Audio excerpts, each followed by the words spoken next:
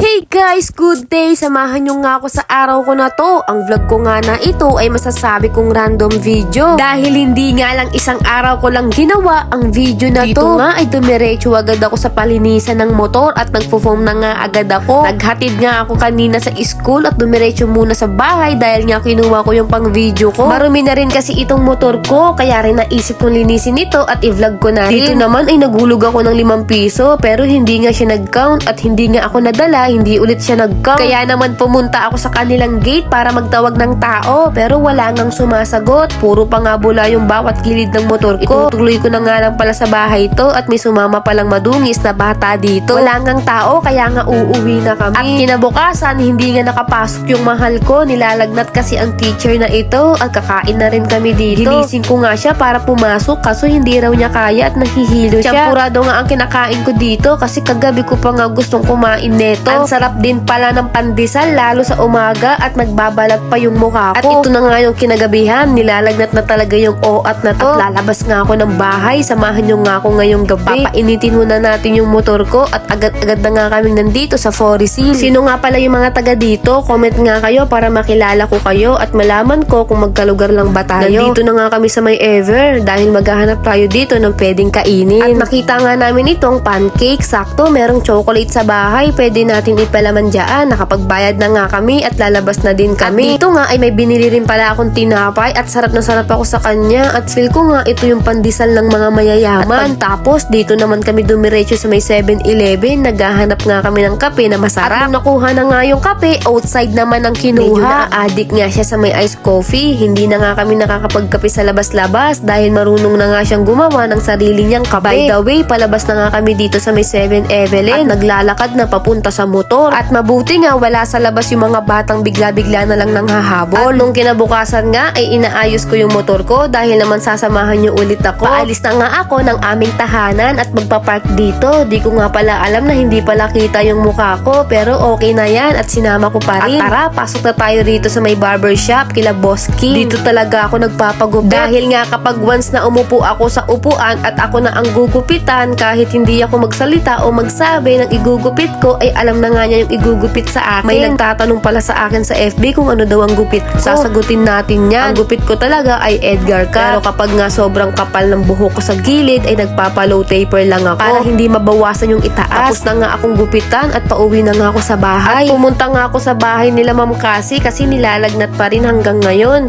Sumayaw nga ako at nag-twerk para hindi nga siya malungkot. Nag-vlog nga rin kami dito kasi nandito naman na rin kami at magko-content na rin kami. Hanggang dito na nga lang muna. Salamat nga pala sa pagsama. Ayun lang, bye-bye po.